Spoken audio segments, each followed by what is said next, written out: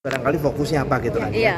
Jadi kalau kita melihat ya, MPK puji Tuhan kan 1,5 tahun Iya. sudah punya wajah yang berubah, Oke. pengurus-pengurus, strukturnya juga berubah, dan yang lebih penting adalah punya visi, misi, strategi yang baru.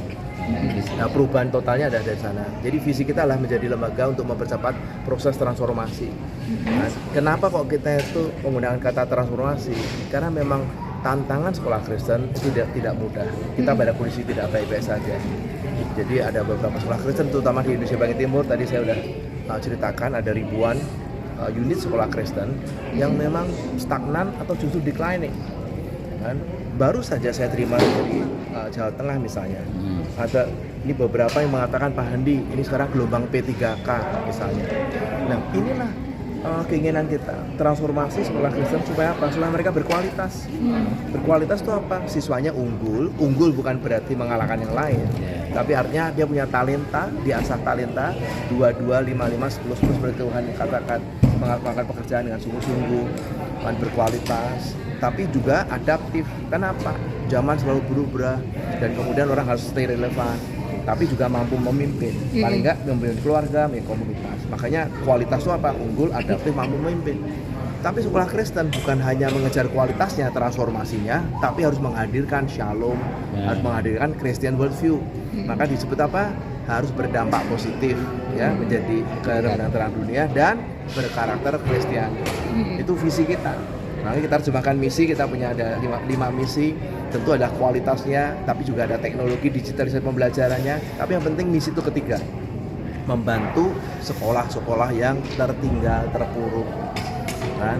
Terus yang keempat, mendorong dunia usaha supaya berkolaborasi dengan kita, dan kelima, membangun jejaring ya antar stakeholder. Nah, itu kira-kira gambaran misinya. Tapi nomor 3 adalah misi utamanya, yang basicnya adalah quality, kan? Kemudian augmented-nya atau extension-nya itu adalah melalui teknologi, kan? Dan kemudian fokus kita adalah membantu sekolah yang tertinggal. Tapi kita butuh ekosistem dari pelaku usaha dan juga dari jejaring. Itu kira-kira gambarannya. Makanya kalau kita ada visi misi, kemudian kita juga ada arahan strategi kita namanya 7 Strong. Strong pertama apa? Strong MPKW misalnya. Kita percaya MPK tidak bisa mengeksekusi banyak program kalau MPKW kita nggak strong. Kita punya MPKW sekarang total 23. Jadi kita terus selama 1,5 tahun ini 80% kita ganti kepengurusannya. Kita cari leadership yang lebih baik. Maka MPK, itulah sebab MPK makin bergerak. Selain strong MPKW, kita perlu strong finance, strong staff. Kemudian yang penting juga strong partnership. Partnership. Sekarang MPK punya mitra itu 41. Makanya buat kita kolaborasi itu harga mati. Harus bermitra, berkolaborasi. Nah, dari 41 itu beberapa diantaranya? Sebagian besar adalah, contohnya adalah perguruan tinggi Kristen, FKIP. Kenapa? Karena mereka yang memproduksi guru. Tadi kan dengerin presentasi saya, kita bergumul supaya mahasiswa FKIP harus bertambah. Karena problemnya adalah negara kita tidak kekurangan guru. Negara kita kekurangan apa? Guru Kristen. Lebih kurang lagi apa? Guru Kristen yang berkualitas. Itu yang kita berpacu melawan waktu.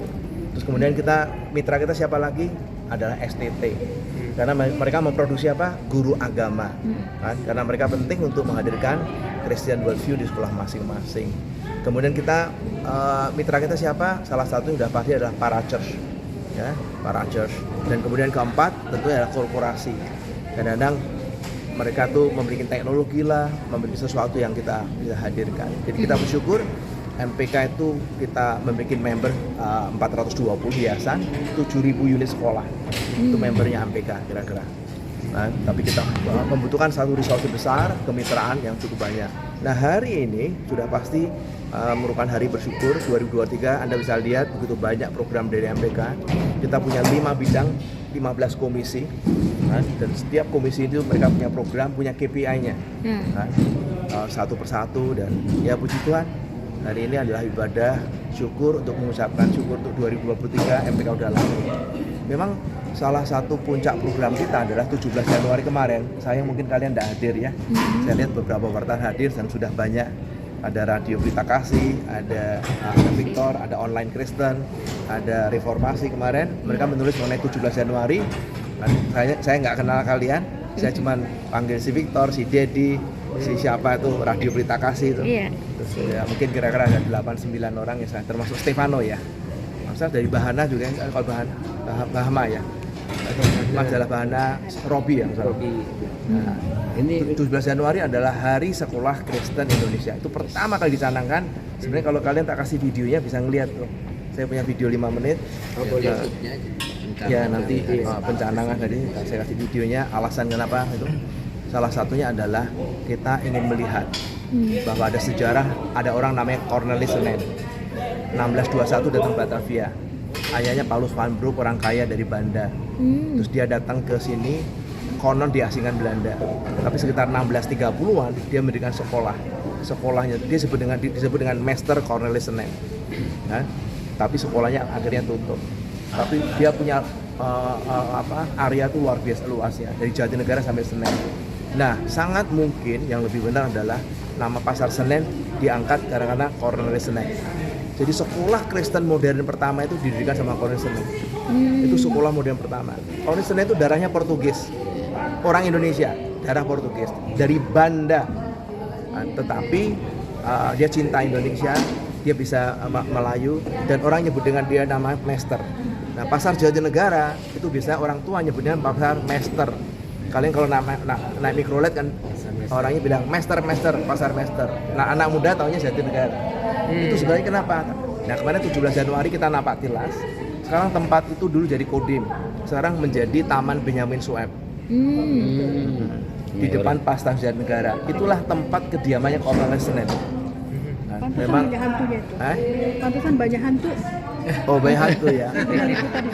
Bisa ketemu hantu. Setelah 17 Januari hantunya keluar. Kita hari ini dalam